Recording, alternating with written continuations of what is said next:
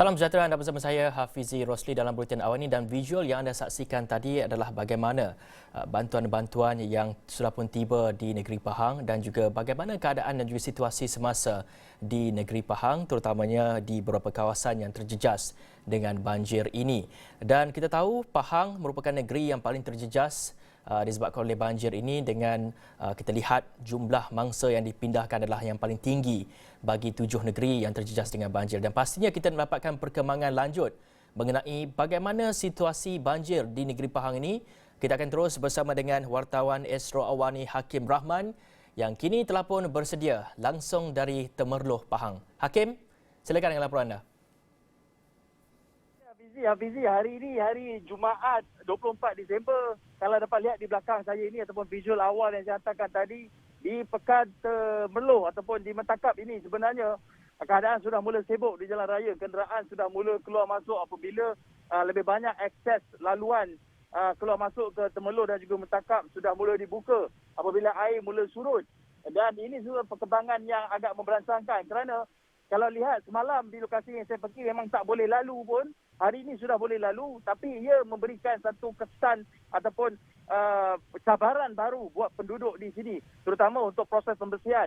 Kalau dapat lihat contoh jalan-jalan ini salah satu jalan di jalan berkeliling di Mentakap sebenarnya. Air dah surut tapi kesannya lumpur-lumpur seperti ini yang perlu dibersihkan oleh penduduk. Dan setakat ini kalau kita lihat dari sudut angkanya, sudah ada pengurangan daripada jumlah mangsa banjir yang terjejas, iaitu ada 33,000 di 240 BPS daripada 10,000 buah keluarga. Angkanya sudah menurun, tetapi cabarannya ketika ini adalah untuk membersihkan premis-premis yang ditenggelami air. Contohnya kalau kita lihat di kafe ini, salah sebuah kafe yang berada di Mentakap ini, mereka sudah mula membersihkan dan mengeluarkan barang-barangan seperti yang ada dapat lihat di sini.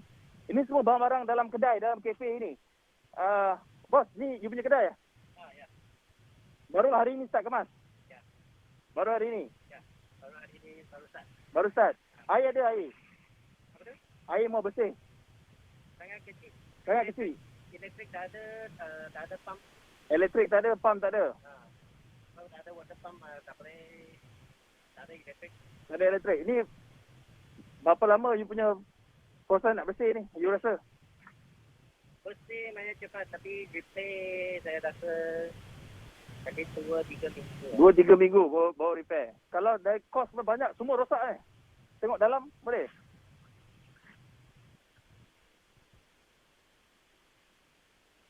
Ini salah bagaimana situasi dalam sebuah premis yang terkesan akibat banjir.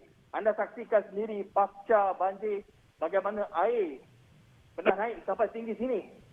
Sudah bos, sampai sini Kalau tengok semua ni bos, kalau agak-agak berapa loss?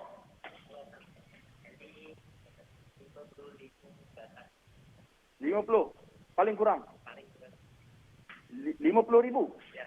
Mesin lagi apa semua. You sudah 1 tahun, 2 tahun sini? Lebih dekat 2 tahun. 2 tahun dah? 2 tahun, bermakna ini dah kali kedua premis ini berhadapan dengan banjir pada awal tahun dan kali ini juga. Ya. Oh. Tahun sampai sini. Awal tahun bulan 1 sampai sini. Sekarang sini. Ya. Dan ini pastinya, thank you bang. Dan ini pastinya memberikan cabaran kepada penduduk untuk kembali bangkit, kerana ini mereka baru saja nak bangkit apabila kali pertama dilanda banjir pada awal tahun pada bulan 1. Tapi kali ini mereka terpaksa berhadapan lagi situasi ini dan nak bersihkan. Dan cik, bersih hotel ni Ya, betul hotel. Oh, baru hari ni start berapa boleh bersihkan Pagi ni start. Baru pagi ni start? Sebelum ni tak boleh bersihkan Tak boleh, dalam air kan. Tak boleh, masuk pun tak boleh. Ini baru boleh ni. Berapa orang kerja ni bersihkan? Supervisor. Rumah pekerja lain semua kena banjir? Kena banjir. Habis rumah cik tak urusan? Macam baik tingkat 2. Tapi hari ni mana yang okey, yang lapang sikit, ni kemas lah. Yang lain semua kemas rumah masing-masing lah. Rumah. Oh. Kita ni tak kena rumah kan, duduk di 2 kena buat. Okey cik, teruskan. Ya. Program bertambah. Dan itu antara cabarannya sebab kalau lihat proses-proses pembersihan yang dilakukan ketika ini bukanlah pembersihan yang pada skala besar. Mereka hanya boleh mengeluarkan lumpur sedikit demi sedikit kerana satu faktornya tak ada elektrik, masih lagi belum disambungkan. Mungkin atas faktor keselamatan TB masih lagi tidak memasang bekalan menyambung bekalan elektrik. Yang keduanya, bekalan air pun tak ada. Buka pipe pun tak belum tentu ada air. Ini katanya daripada pilih bomba ni pun air tak cukup kuat nak bersihkan premis ni. Jadi dan ini menuntut banyak kesabaran lah atas musibah ini. Cuma Hafizi, dalam masa yang sama, kita tahu di kawasan Temerloh Mentakap ini baru hari ini, baru pagi ini ada akses untuk orang keluar masuk apabila banyak air di kawasan sudah mula surut.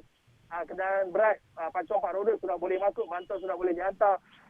Antaranya daripada SYNGO, My Fund Action, yang mereka ni dah boleh masuk dah daripada Kuantan, beri bekalan bahan makanan kepada penduduk di PPS kerana cabarannya besar. Ada dua perkara ketika ini. Satu, nak bangkit kembali, membersihkan premis-premis mereka, dan yang kedua, nak pastikan bekalan makanan berterusan, tidak terputus. Kerana mereka ni masih lagi perlu makan setiap hari. Bukan semua kedai buka. Malah di depan sini pun kalau kita lihat, di restoran ini pun masih lagi tak buka. Baru buka untuk dibersihkan. Jadi ini satu keadaan yang cukup mencabar kepada penduduk di Mentakap Temerloh ini. Cuma kalau kita lihat di kediaman-kediaman di belakang ini juga ada kawasan-kawasan taman perumahan. Masih lagi tak ada orang. Sebab air masih lagi tinggi. Tak boleh naik lagi, tak boleh masuk lagi. Anda saksikan betapa tingginya air naik pada banjir sebelum ini sampai ke tiang papan tanda itu, signboard itu. Dan ini keadaan yang cukup memilukan untuk disaksikan, Hafizi, apabila bantuan-bantuan ini baru hari ini baru boleh masuk, aksesnya sedikit tersekat. Tapi berita baiknya, keadaan air sudah mula surut, ada laluan yang sudah boleh dilalui, dan cabaran ketika ini adalah untuk membersihkan pasca banjir. Ini baru satu di kawasan ini, Hafizi.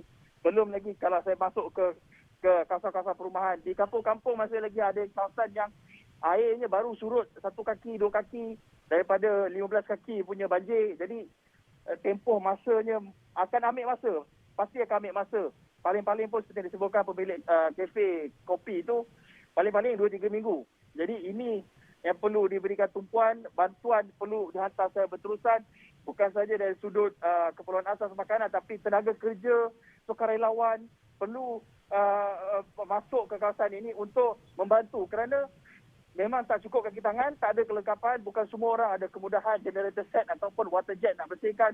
Kalau secara manual dengan penyapu itu pun akan ambil masa, Hafizi. Jadi itulah cabarannya ketika ini, walaupun angka sudah mula turun, tapi lagi banyak angka turun, makin sukar kerja fasa berikutnya. Kerana sekarang ni kalau nak bersihkan rumah, mereka kata nak bersihkan premis, perlu dibersihkan dengan keadaan segera.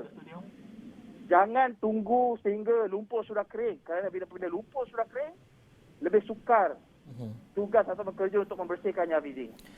Baik, terima kasih Hakim Rahman. Langsung dari Mentakap Temerloh Pahang, itu sedikit perkongsian situasi semasa salah satu kawasan yang sudah pun ataupun yang telah pun beralih kepada fasa seterusnya pasca banjir.